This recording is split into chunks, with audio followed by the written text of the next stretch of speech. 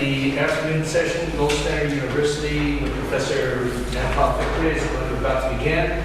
And the topic, I believe, is he's going to address is inflationary and deflationary spirals. Thank you.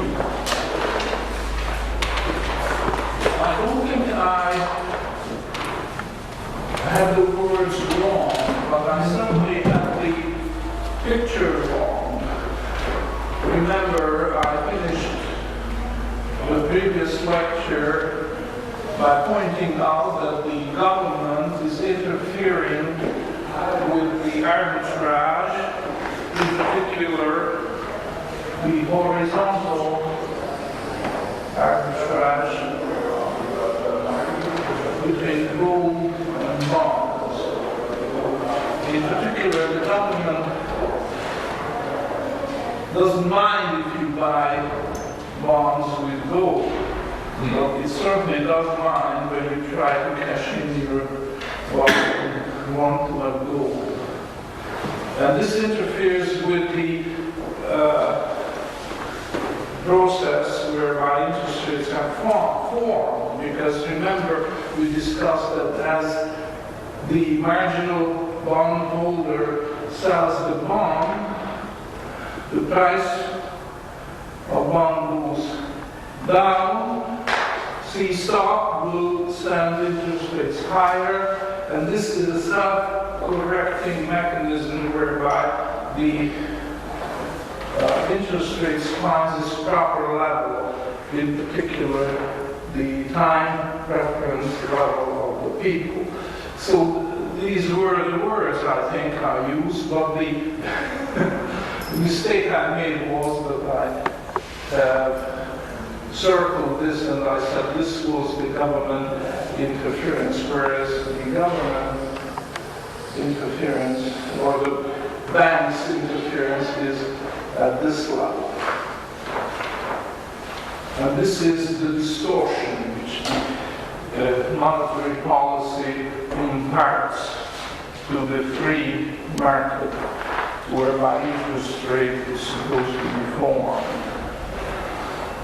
There are two other things which I want to add. I ran out of time last lecture. One is called the Loránt effect.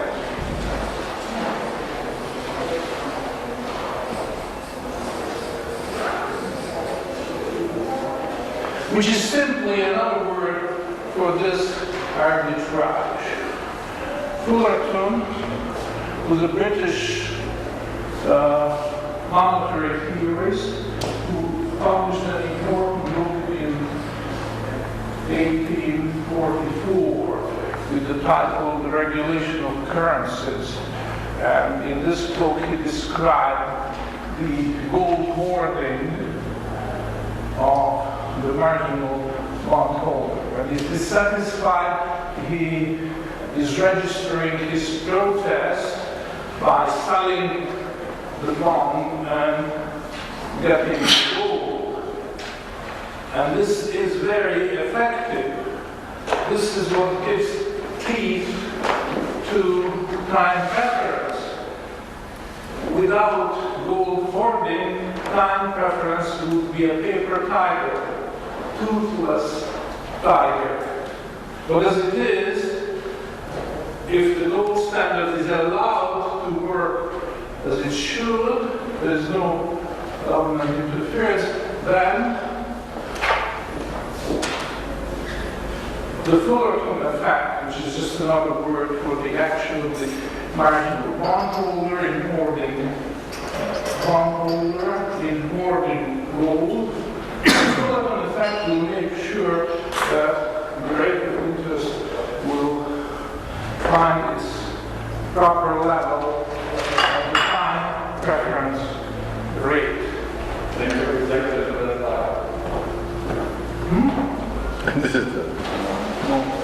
So this gold hoarding is an important aspect of this whole theory. And Mises dismissed the idea of gold hoarding, calling it Deus ex machina, which is Latin for, it means literally God out of a box. So it's just a trick which certain theorists are using to explain something for which they couldn't find a better explanation. And I'm very sorry, but I have to disagree with Jesus about that. Again, this is not Deus ex machina. This is, in fact, how God planned the system to work. This is how people, ordinary people, will regulate the level of interest. So that's one thing which I want to add to the previous lecture. The other thing is the so-called yield curve.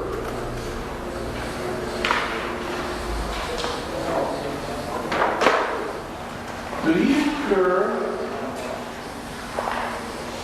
is nothing but the curve representing the interest rate as a function of length to maturity.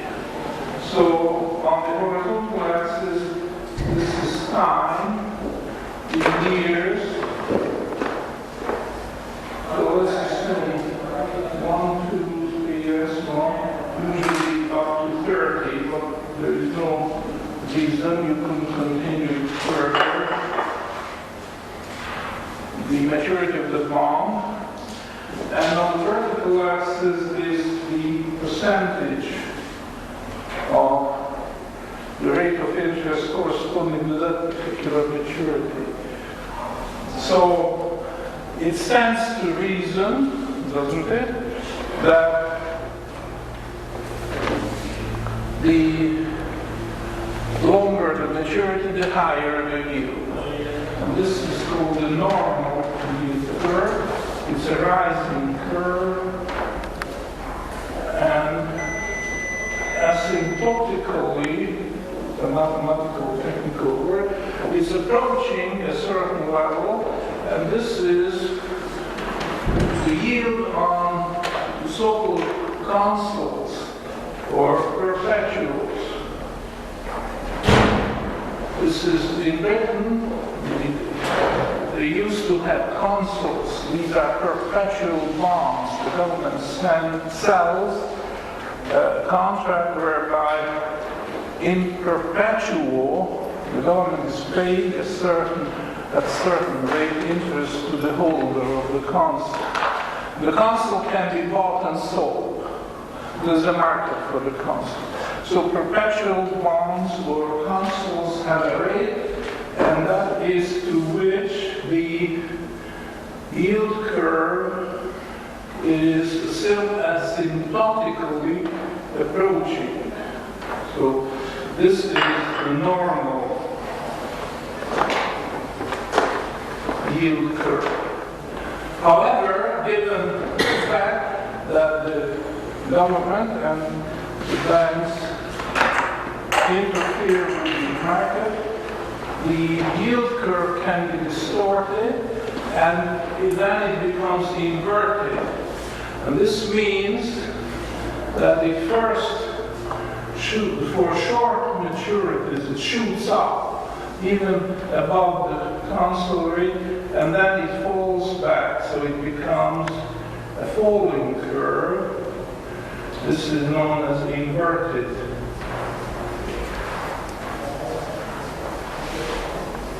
yield curve. This is abnormal, this is pathological, and this is the normal situation. And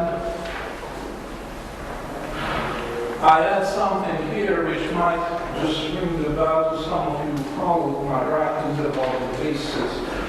This inversion here is very similar to backwardation in gold.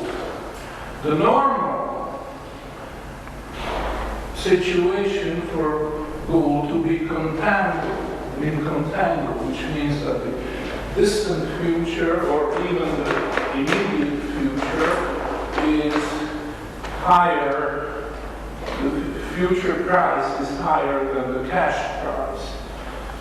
This means that things are normal, there is a lot of gold, and the higher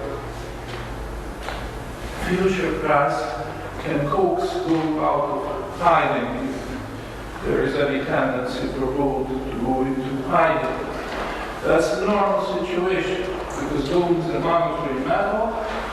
Relatively, it is a bad environment, relatively speaking. It means that the annual flow of new gold is only a small fraction of the total amount of gold in existence. Quite contrary to the behavior of the industrial commodities, for which the annual production is a high multiple of the existing stockpile. So, in case of monetary disturbance, the gold goes from contango to backwardation, which means the cash price shoots above the future price. And this indicates a shortage, but this shortage is only apparent. It's because gold is going into hiding. And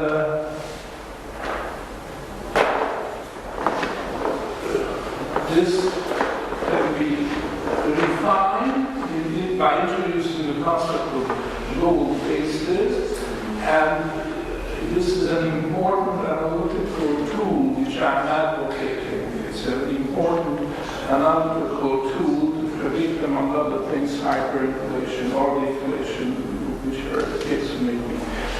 So I'm pointing out the parallel between basis and backwardation negative basis. This is what it means that I just explained. When the gold contango goes into backwardation. Those of you who haven't read my papers on basis don't have to worry. I'm not going to use this. I'm just pointing out this, the benefit of those who have already gone through this idea of a basis contango backwardation. That negative basis means backwardation. This is a pathology of the financial markets. It's important, a very serious sign that something is wrong and you can expect further deterioration. So this is a similar market phenomenon to what we describe here as the inverted yield curve. It shows a pathology, it takes further analysis, and please don't take everything for granted what the mainstream economists are saying about that, because they have all kinds of explanations. But this is a serious sign there's an inverted curve. I think right now we are not yet in that situation. I think there is also an in-between which is called a flat or flattened yield curve, which is something like this.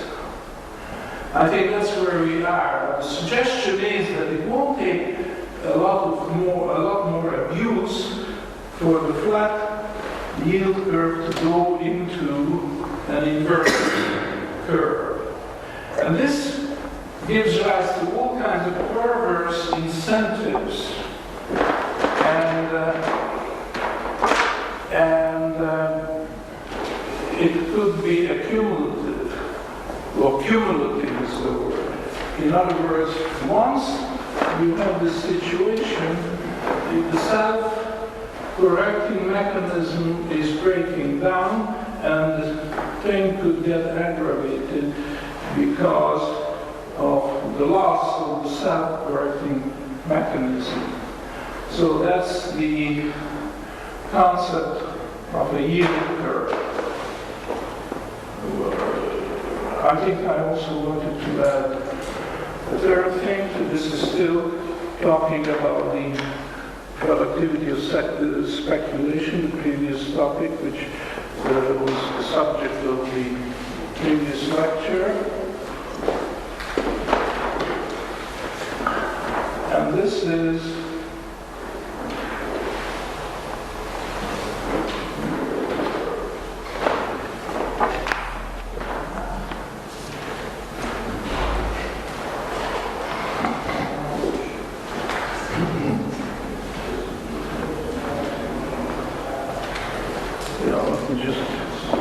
consult my notes here.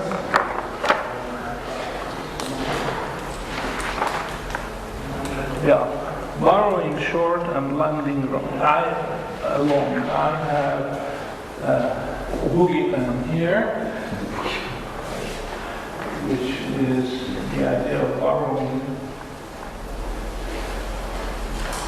short and lending long. If you think about this, you immediately realize that there's something wrong with this. If you borrow short and turn it around and loan this to someone else for a longer term, there might be trouble. Because you have to repay it before your lending matures. And in a normal situation, you come to the market, well, so what? I'll borrow again, and thereby I can continue this. Why do we do this, by the way? Why is this something which is attractive? Well, the normal yield curve tells you why. Because the interest rate you earn, you pocket when you lend long, is higher than the interest rate what you pay when you borrow short term. So you borrow at a cheaper rate, lend at a higher rate, and pocket the difference without performing any useful service. This is perverse, but it's done, and in fact it's done practically by the whole banking system. That's how they make their bread and butter. But this is going to destabilize the situation. This should be outlawed. This should not be permitted. In fact, what we are suggesting here is that if we ever return to the gold standard, it should be a so-called unadulterated gold standard. That means several things, but one of these is the important thing, that there should be an outlawing of this type of activity, borrowing short and lending long. And that's, if you think about it, I won't go through the detailed argument, but when a lot of banks are doing this, this has the effect of first flattening the yield curve, making it flatter and flatter, and when it becomes unstable, then panic starts, and the panic will invert the yield curve, which indicates this is completely abnormal. The shorter term funds command a higher interest rate, but this means that the bankruptcy is about people are not able to repay their short-term loans because they, at best, have funds coming in later. And that creates a panic because there will be a shortage of short-term funds and a relative abundance of long-term funds. So this is what is happening. And this is a sign of a crisis. And then, of course, we could quiet down and things return to normal, but periodically this will happen again and again because the banks don't learn from their mistakes and they start borrowing short to lend long again. So the cycle, the financial cycle, is being repeated. So this is what I wanted to add to what I have said in the previous lecture, and perhaps this is a convenient time to invite questions if you would like to have further clarification.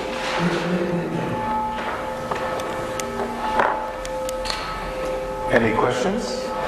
There's explanation that I get about the verse that makes no sense. Thank you for that. It was so clear. Oh, thank you. On the question, Professor Fekete, how do you explain, because we came from a yield curve 2-3 years ago, and as the crisis now hit and worsens, the yield curve actually went back into normal. Are there any explanations you can give on that? That some time ago, the yield curve 2 years ago became inverted, and then it went back. Yeah, so This is happening, you know, these crises happen and then return to normal and again, and there are various other things to watch, like how frequently this reoccurs. Actually we had, because what happens now is not in line with how it should normally happen. Because since recent times we had nearly for 10 years in the yield curve, this phenomenon. And then related to what was the only positive thing on yields, what happened so far from the Fed and Schematic is that the yield curve at least went into normal, which is, as the crisis intensifies, for me, not easy to understand. Yeah. But there is one thing we should make clear. The Federal Reserve or a central bank is not able to regulate the rate of interest. What they can regulate is the very shortest, which is probably as short as overnight lending rate. That they can control. But the bond market is just too big, and the central bank, the Federal Reserve, they don't have the financial resources to control. That would mean that they would have to buy up all the bonds to control, quiet down panic or what have you. And this they cannot do.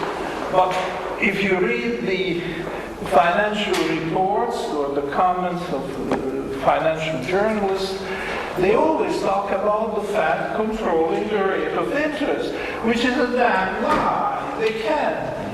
They can only control the very shortest, you see. However, that is a great power they have. Why? Because in a crisis situation, they have to bring down the short rate to make it normal again. And that they can do again and again and again, but not forever, because you can fool me once, what was the saying? Fool me once, Shame on you. shame on me, fool me twice. shame on you. Shame, yeah. You see? Yes. So, I mean, people can be fooled many times, but not forever. So anyhow, my point is that the Fed has a terrific power to control the situation, because they inject, as they have injected during the past, an enormous amount of short-term funds and exchanged it for bonds, which is simply borrowing short and lending it long. But self-defeating, because for the time being people believe that the market is pacified. No more trouble. The Fed has done its job and things are back to normal again. But they are not. And especially if these crises keep returning more and more frequently, then eventually the situation will be explosive. So that's what I can add to it. That's what explains that the Fed can control it, but only it's a limited control, and there's a lot of smoke and mirrors involved in the process. All right. Well, then I continue with the proper lecture, which is our job this afternoon, inflationary and deflationary spirals. And here I'm basing my presentation on the following idea. We have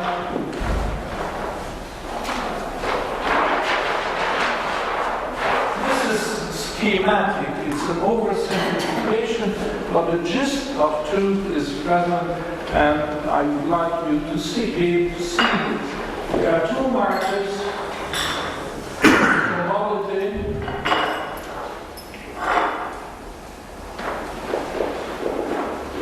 market and the bond market.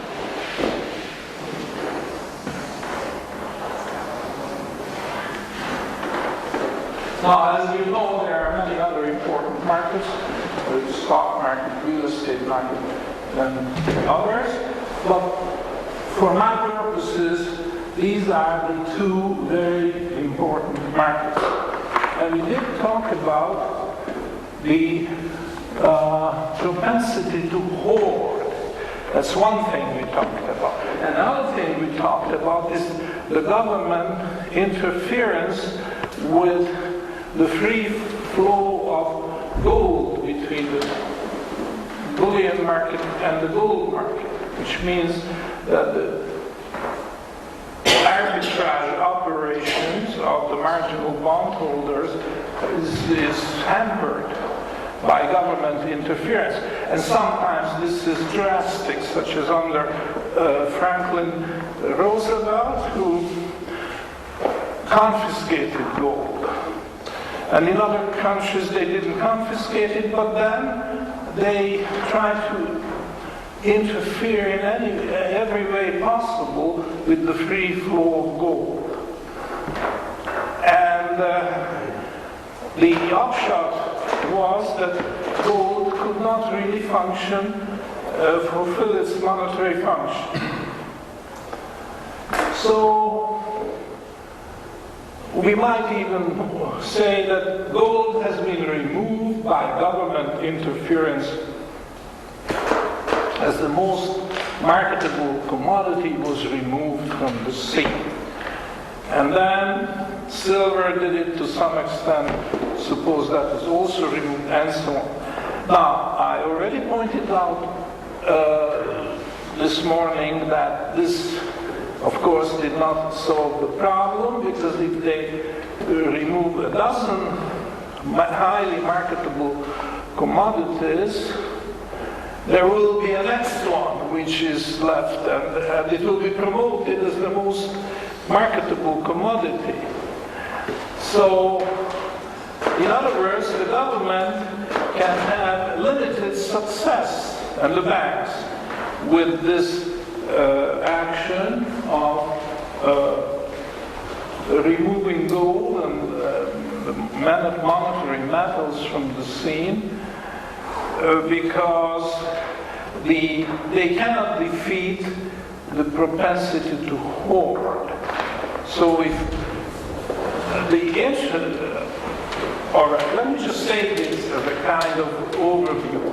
What you should remember is that it's in the interest of the government, and this is proved by not just centuries, but millennia of experience, several thousand years of experience. The governments are trying to push down the rate of interest by hook or crook. At first, it was crook and hook both, because the usury laws sanctioned by the church as well, because it was also a canonical sin as well as secular. Lending was not at interest, was not allowed.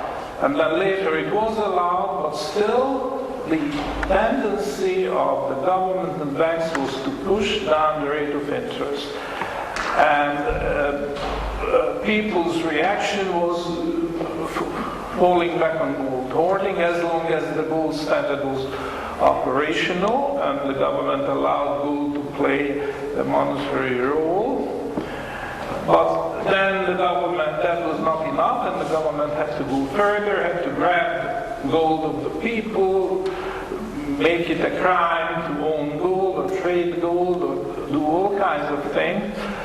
And as a result, the hoarding, the focus of hoarding was shifted from gold hoarding, which is the least damaging type of hoarding there is, because nobody can eat gold.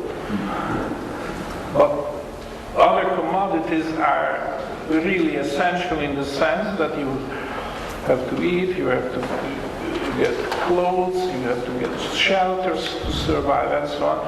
And as a result, if the focus of hoarding is shifted from gold to some other commodities in commodity markets, then there is going to be suffering, which wouldn't happen if gold was allowed to discharge its duties. A protest vote against low interest rate is gold hoarding, but then it's self-correcting and so on. Now, as a result of hundreds of years of government interference, what happened was that gold was eliminated, could no longer be hoarded as freely as before, and the propensity to hoard was shifted to other commodities. So as a result, there was a flow from the bond market to the commodity markets. What this means is that the government and the banks pushed down interest rates to a low level, and people reacted in protest. They sold the bond, but they didn't hoard the paper currencies because they were not that stupid. You know, that would have been going from a low interest rate to zero interest rate. Well, most people will see through this. Of course, Keynesians say, well, so what? No, all the people will hoard banknotes. But people didn't hoard that. People hoarded something else, whatever it was. It could have been sugar, could have been tobacco, coffee is a good example, chocolates, all kinds of things, even salt. And you can observe that. So there is a huge flow, if you could call it protest.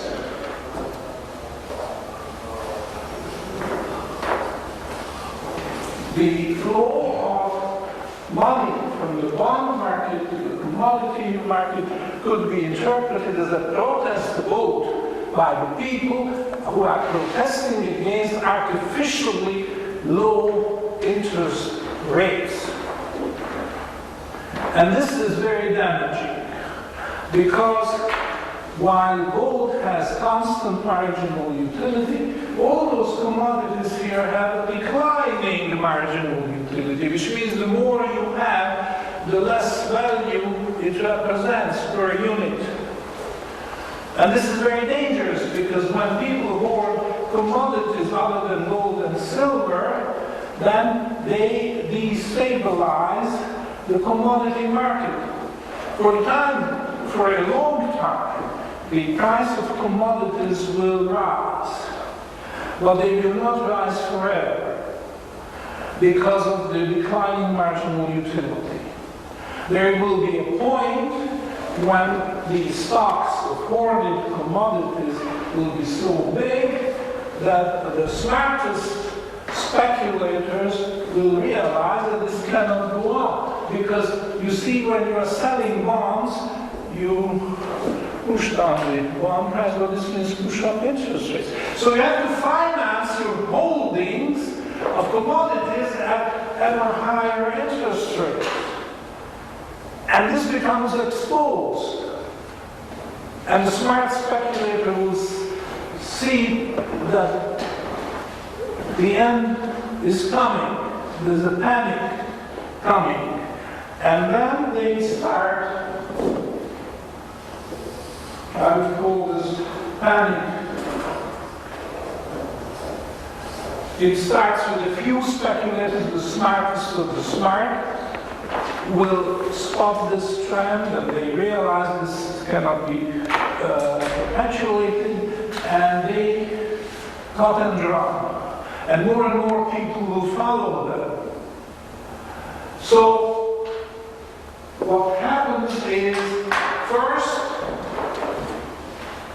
the money flow is from the bond market to the commodity market. This could last quite a long time. And at this point, we are not going to put a number on it, but there are various cycles. This has to do with the business cycle and the various other cycles. So let's just say it could be a couple of years, but it could be as long as 50 or 60 years while this flow continues. And then there's a panic situation, and the flow starts backwards. You see, and then the swing goes into the other extreme. You see here, interest rates rose, and commodity prices rose as well. And then, after the panic starts, they both fall. So this could be characterized as inflationary spiral.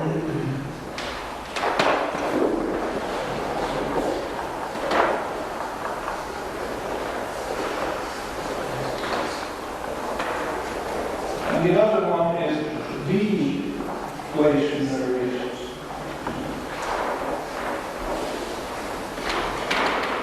spiral. And you have to put this in a time frame. It takes so many years, or so many decades for that matter, for this flow to reach its climax, when it turns around and an opposite flow starts. And they are both very damaging. Very damaging. And of course the central bank does what it thinks it has to do. Usually it's injecting more money into the system, but that's not my purpose here to analyze central bank intervention. I'm just saying that the very fact of the anti-gold measures introduced by the government and the banks, and by the way, part of this is the fact that the government protects or tries to protect banks, which cannot perform on their promises to pay gold, because under the gold standard, the bank note or bank deposit is a promise to pay gold on demand to bearer. Whoever shows up with the banknote, the bank is supposed to pay gold. Now, because of the conspiracy between the banks and the government, the banks cannot fulfill their promise, contractual obligation. So the government introduces double standard of justice. For ordinary people, which is most of us, if you don't perform on your promise, on your contract, then your enterprise could be liquidated by the creditors. Not for the banks. Because if the bank cannot perform on its contractual obligation to pay gold on demand to bearer, the government will declare a bank holiday. And there are all kinds of colorful words for,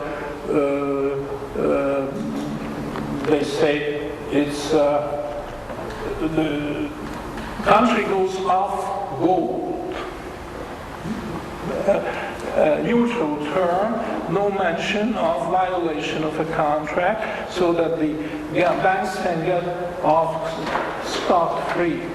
And another commonly used expression was stand still. It means that the banks can suspend temporarily gold payments.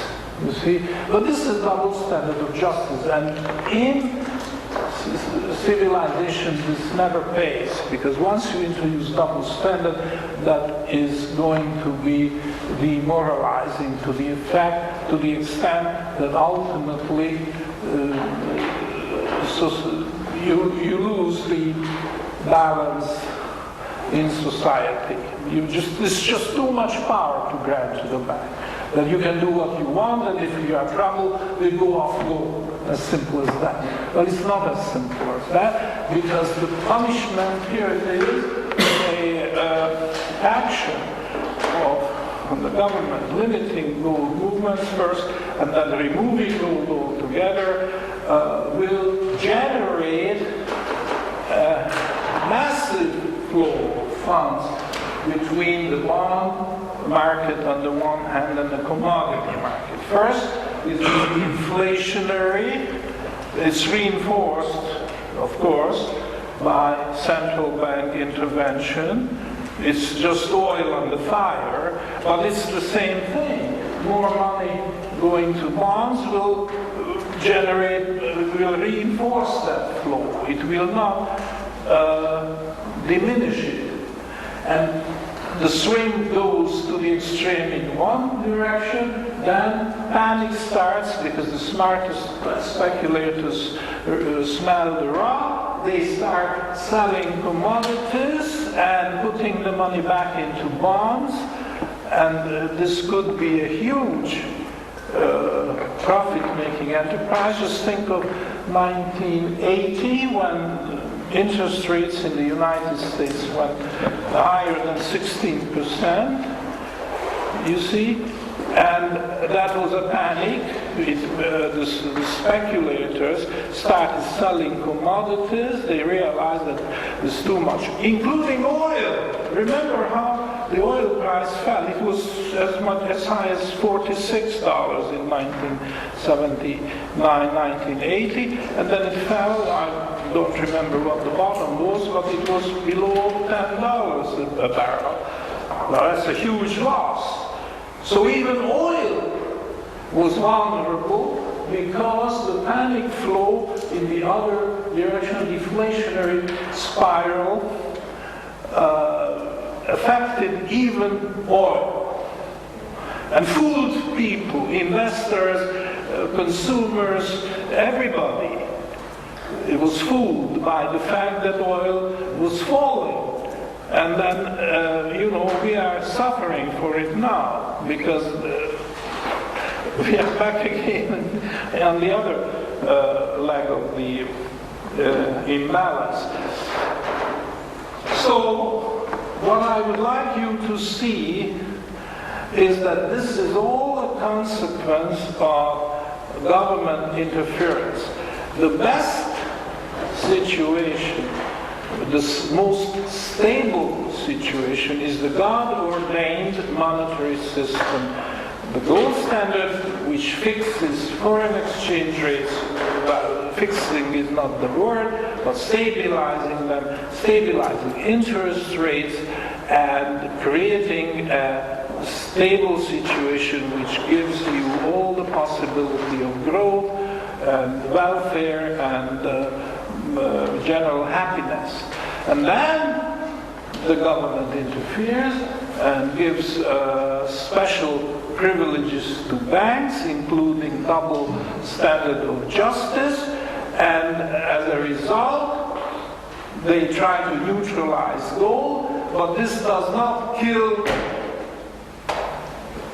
hoarding, the propensity of hoarding, because people will still satisfy their instinct or follow their own instinct, and they will start hoarding as a protest against low interest rates, and that will result in the generation of this this cycle.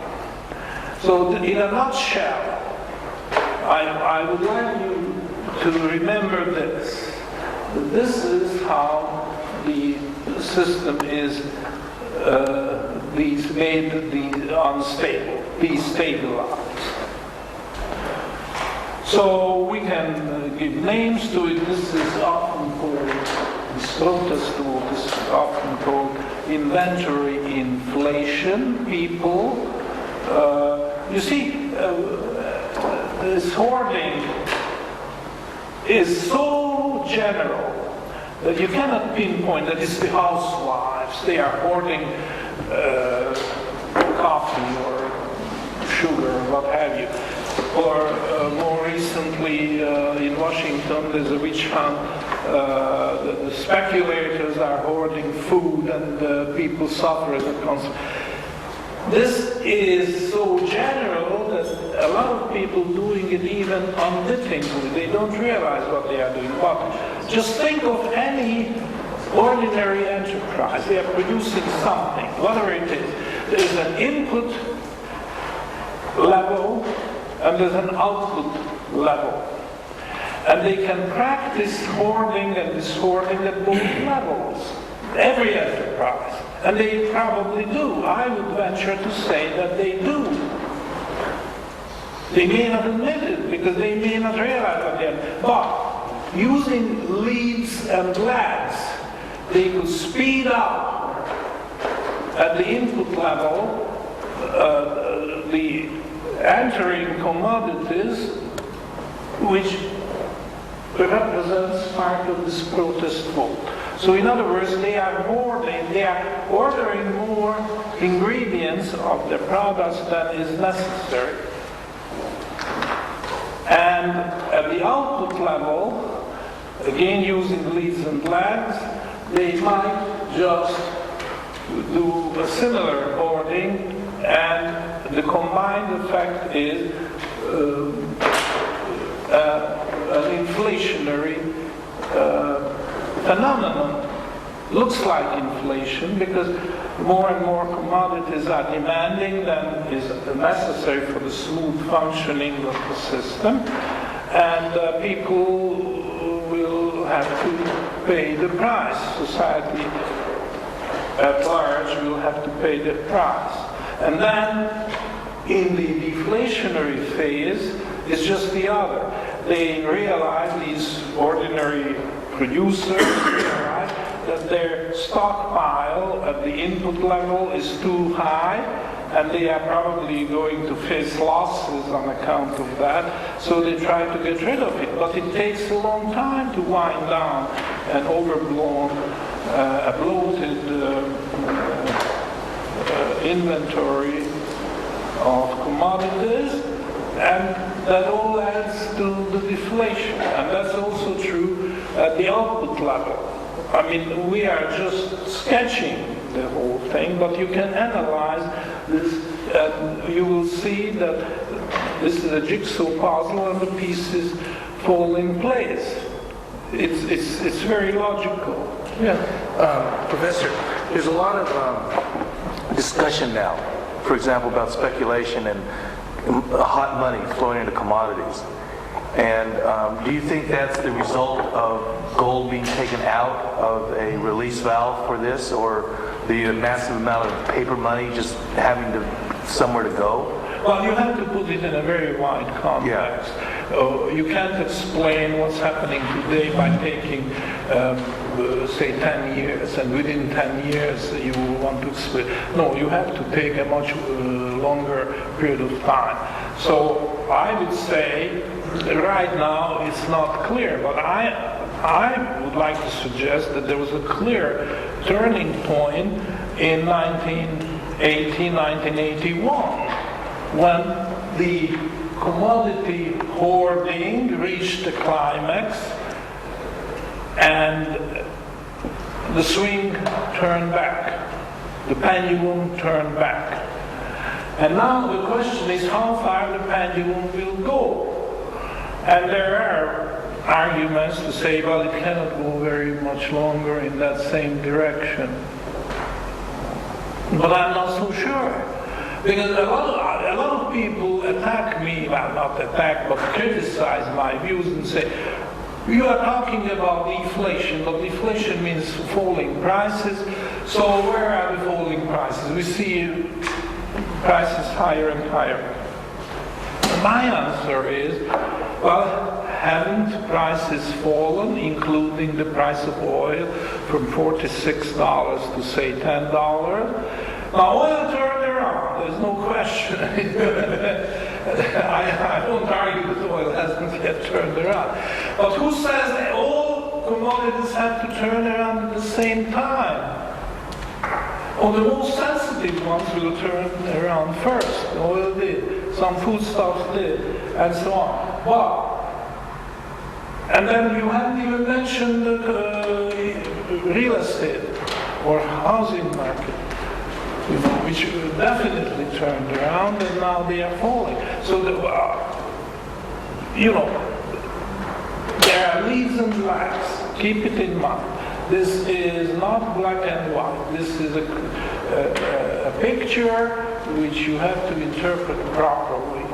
And nobody is suggesting that all commodities turn around at the same time. So I would say we are probably close to the turning point, but you will see a lot more prices to fall. For example,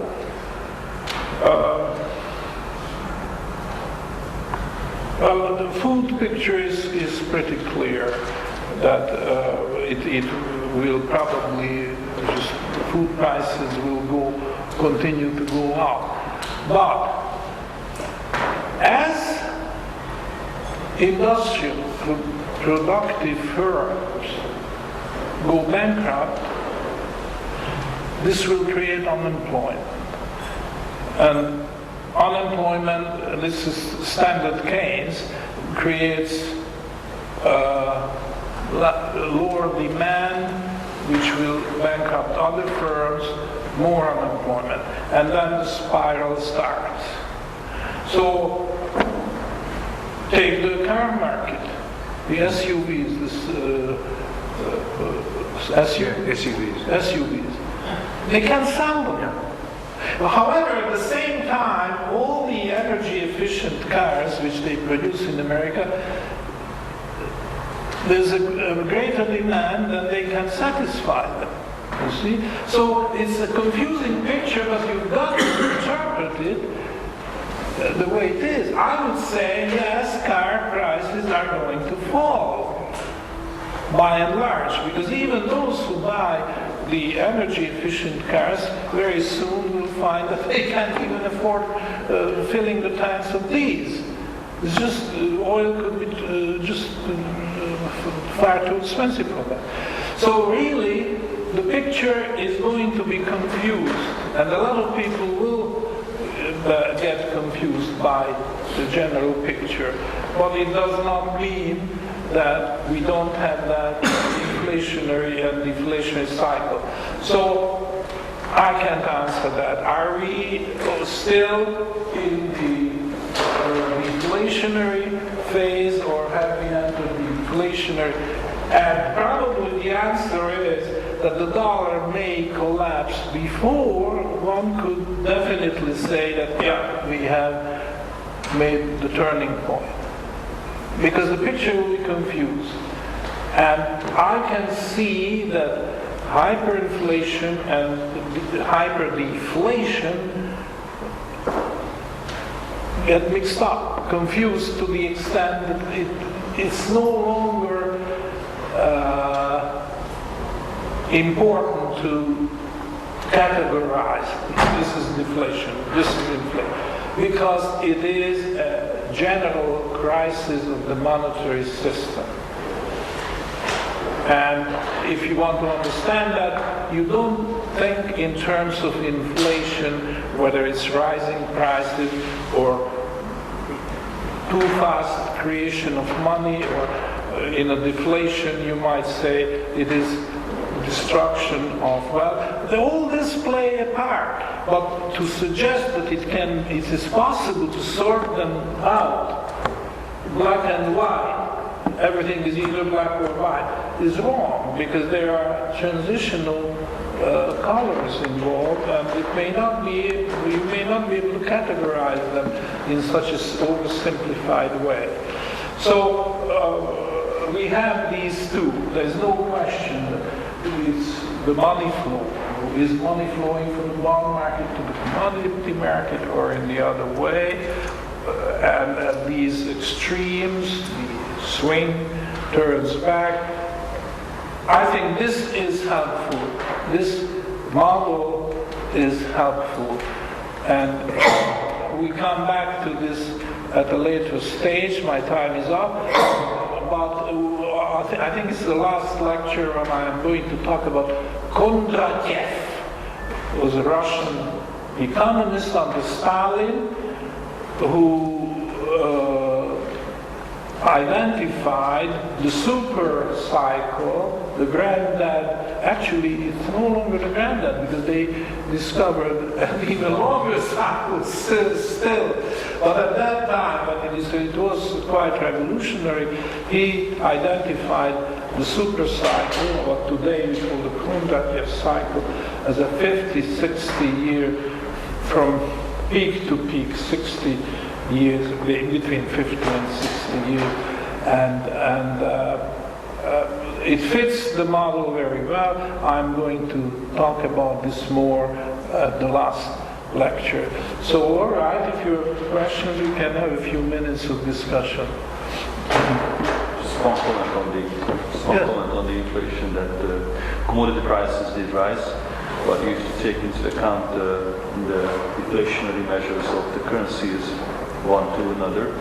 The inflation measure or the inflation rate of the commodity price is not that extent that currently they just nominal terms they express it on a year-to-year basis, meaning that you have 30% increase maybe in oil prices versus 30% decrease in currency devaluation, dollar to euro, for example.